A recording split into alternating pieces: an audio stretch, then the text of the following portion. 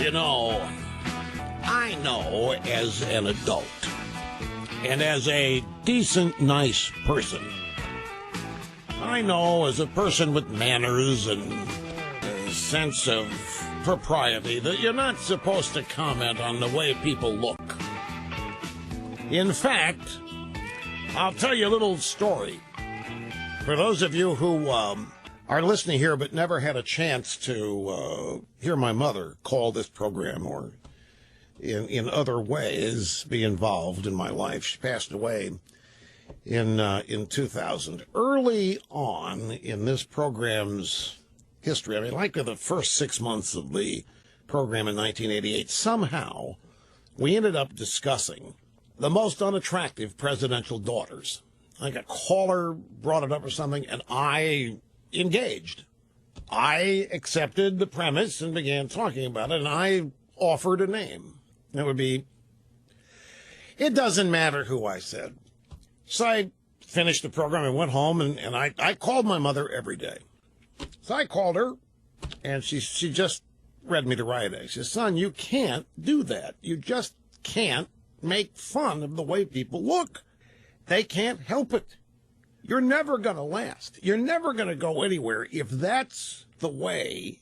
I mean, to talk about the most unattractive presidential daughter that's just not something you should do. Besides, you forgot Margaret Truman. Just busted up. I could not stop laughing. After reading me the riot act, she gave me her opinion. Anyway, when I look at this Lois Lerner, IRS babe, I see somebody who is miserable, mean, vindictive, unhappy, and vengeful. The woman just encapsulates all of that just in her facial expression. This is the woman who led the IRS effort to essentially disenfranchise the Tea Party. This is the woman at the IRS who was responsible for all of the decision-making, aside from Obama. I mean, I don't want to leave him out of this because he's the inspiration for these people.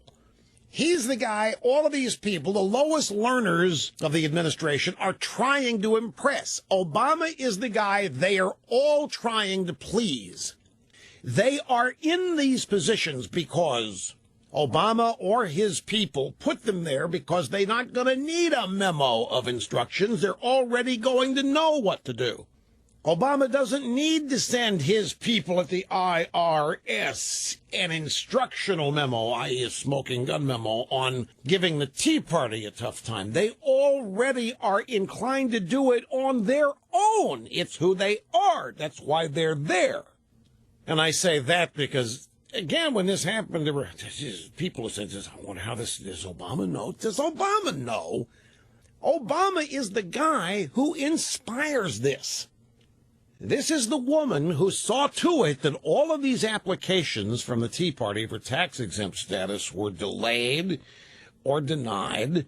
This is the woman who led the effort at the IRS to target Tea Party individuals and organizations. Because 2010 is not going to happen again. We're not going to have that again. The Democrats are not going to get shellacked like that again. We are going to do everything we can when we're in charge, when we run the government. We are going to use it to punish our opponents. That's what it's for, in their view.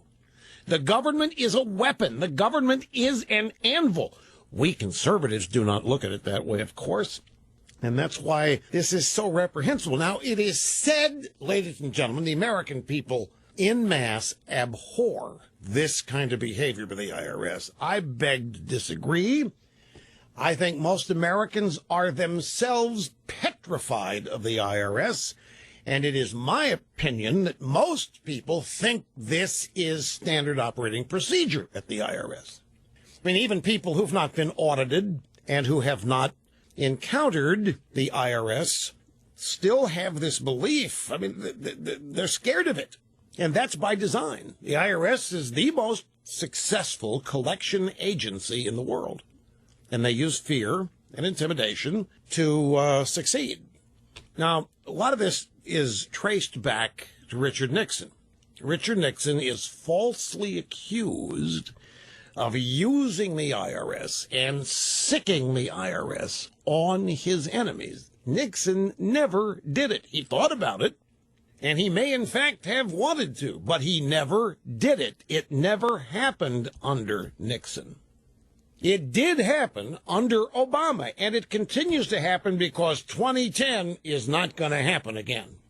And they all know that money is the mother's milk of politics, as it is said. A flashback from the Weekly Standard did a story on May the 20th of last year.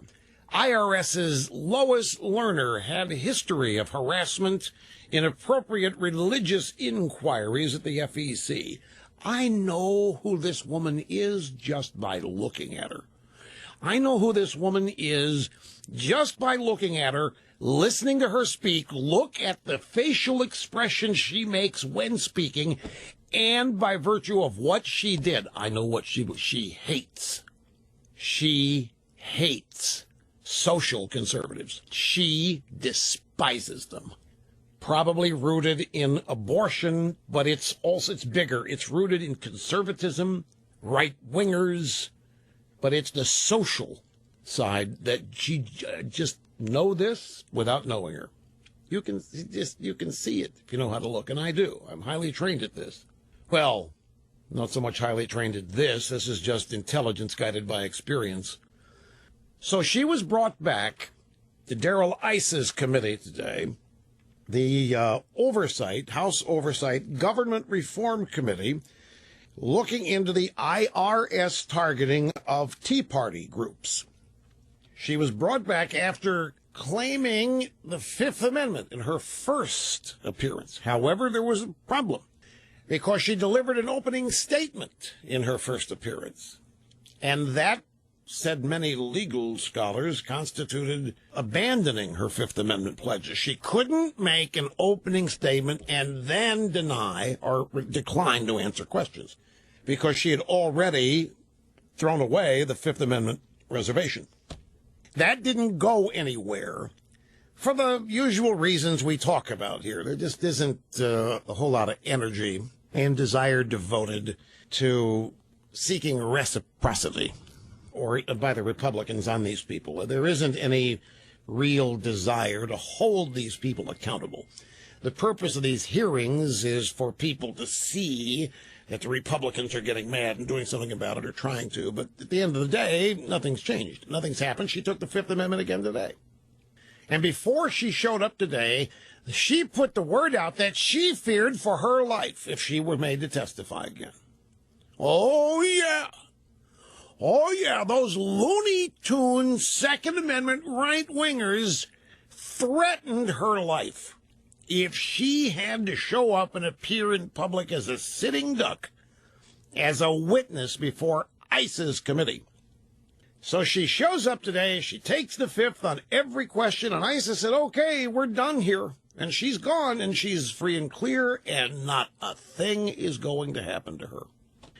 The hearing on the IRS targeting of conservative groups erupted into an argument between Elijah Cummings of the Congressional Black Caucasians and Darrell Issa, the committee chairman, House Oversight Committee chairman, just moments after Lois Lerner invoked her Fifth Amendment right not to testify in regards to her role in this scandal.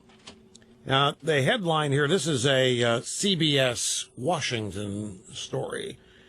Here's the headline: Issa walks out of IRS scandal hearing as Cummings calls proceedings un-American. You note the headline tries to make Issa the hot-headed bad guy. Oh, yeah. Lois Lerner shows up, takes the Fifth Amendment, all hell breaks loose, and Issa basically turned off Cummings' microphone because he wasn't asking questions, he was making political statements. And Issa walked out and left. And so they had Issa walks out of scandal hearing as Cummings calls proceedings un-American. The spat began as Darrell Issa stood up to adjourn the hearing, but Representative Elijah Cummings of the Congressional Black Caucasians requested to ask a procedural question. While making a statement, Issa asked Cummings to yield when the Maryland Democrat became incensed at Issa. Cummings said, Mr. Chairman, you can't run a committee like this. If you'll sit down and allow me to ask a question, I'm a member of a Congress of the United States of America. Now, if a committee has been officially adjourned, which ISA had done, there can be no more questions. If Mr. Cummings doesn't like that procedural rule, he should try to change it. But ISA wasn't changing any rules. Let's go to the audio soundbites. This is Lerner refusing to answer questions and taking the fifth. What did you mean by Cincy should not have these cases? On the advice of my counsel, I respectfully exercise my Fifth Amendment right and decline to answer the question. Why would you say Tea Party cases were very dangerous? I respectfully exercise my Fifth Amendment right and decline to answer that question. Why were you worried about this being perceived as a political project? I respectfully exercise my Fifth Amendment right and decline to answer that question. President Obama stated that there was not a smidgen of corruption in the IRS targeting. Do you believe that there is not a smidgen of corruption? On the advice of my counsel, I respectfully exercise my Fifth Amendment right and decline to answer that question. I'm not going to answer anything. There's not a smidgen of corruption here, and she's not going to answer anything. She's going to take the Fifth Amendment, but there's no corruption here. Everybody knows that there was. You know, the real problem here is that I don't know what percentage, but every Democrat in the country thinks this is fine and dandy. Every Democrat, Lois Lerner's a hero. Every Democrat, that's a way, use the government as a weapon. That's what it's for. The government exists so that we can use it to wipe out conservatives and eliminate them. That's what it's for. Yay, you go, Lois. That's what they're saying.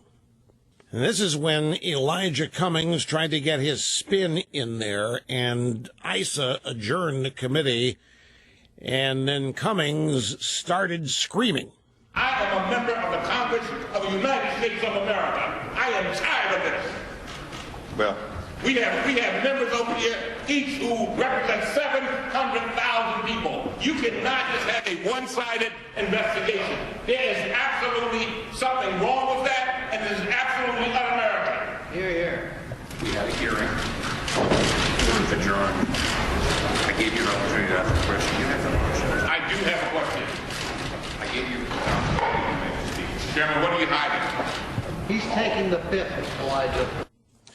So what Cummings is saying there, I mean, I don't know if you could hear it or not, we had a hearing, ISA said, we had a hearing. Hearing's adjourned. I gave you an opportunity to ask a question. You didn't ask a question. Cummings said, I do have a question. I said, I gave you an opportunity to speak. Mr. Chairman, what are you hiding? So they turned this all around. You can't have a one-sided investigation. It's already a one-sided investigation. The Democrats don't care to get to the bottom of this. Democrats aren't participating in this. Their whole purpose of being up there is to shut this down. And that's what Cummings is trying to do. And so he's got his buddies in the media now making it look like ISA shut everything down, and ISIS's the bad guy, and ISIS's running an un-American hearing and all of that. Let's go back and listen. This is Ted Baxter was interviewing Obama's Super Bowl interview, and the answer, you're saying no corruption? No, None. no. There were some boneheaded decisions. Out of a but no office. mass corruption. Not even mass corruption. Not even a smidgen of corruption. No way, not even a smidgen of corruption. Obama was going to say that it was just some out-of-control local weeds in the Cincinnati office. That, somebody better clue him in. That's already been blown up. This was way beyond Cincinnati, but that's all he was going to say it was. But you're not a smidgen of corruption, and here is this vile, vindictive woman taking the fifth. Later on, ISA, after the hearing, explained why he adjourned and turned off the microphones on Elijah Cummings. After an exhaustive 7 questions, I determined that she was not, under any circumstances, going to testify, and pursuant to an already completed hearing other than her testimony, I adjourned. Mr. Cummings did not raise a point of privilege or a point of order, and in fact, I did recognize him when he said he had a question. He went into an opening statement. Opening statements had already been completed. I left because there was no question pending. He was talking into a mic in an adjourned meeting. That's the rule, I know, but they turned it around on ISIS as the bad guy. Got to take a quick time out, but when we come back, Wolf Blitzer, outraged, ISA was so impolite, to a member of the Congressional Black Caucasian. One more soundbite regarding the IRS hearing. Wolf Blitzer on CNN Newsroom this morning after all the fireworks at the IRS hearings. So impolite to Elijah Cummings, the ranking Democrat on the committee. He wanted to make a statement, and the chairman, Darrell Issa, wouldn't even let him make a statement. You know, this is classic. You know, the real reaction, hey, Elijah, this is what it means to be in a minority. You lost the election. You don't run the committee. You don't get to determine when you can make an opening statement, especially when they're finished. And, of course, does Wolf know this? No, Wolf doesn't know this. Doesn't know parliamentary procedure, rules, or whatever. Issa didn't violate any rules, and he wasn't being rude. They had their opening comments before Lerner shows up and takes the fifth. And Issa asks her 7 questions. She says, screw you. Issa said, well, that's all we're going to get here, and he adjourns the meeting. And Cummings said, wait a minute, I got a question. What's your question? And he starts making an opening statement. Issa said, I'm adjourning the committee. Opening statements are over. And he turned off the microphone and left. And here's Wolf Blitzer. So impolite to Elijah Cummings, the ranking Democrat on the committee. He wanted to make a statement. Poor little Elijah. All he wanted to do was talk. I mean, that's what we need. We need people talking to each other. There's not enough people talking to each other. We need to be bipartisan and need to reach across the aisle and get along with one another to get things done. And poor little Elijah just wanted to talk. He just wanted to. And Issa, what a bully. What a bully. Wouldn't even let him make a statement. That's how Wolf saw it. And that's how Wolf reports it to the 25 people watching CNN, no doubt low information voters. Oh, man, you know people like that. You know liberals like that. You just do, and you know you do. Just unhappy, miserable. Everything in life is politics. Every day is spent in rage and anger, plotting revenge against these evil social conservative pro-lifers.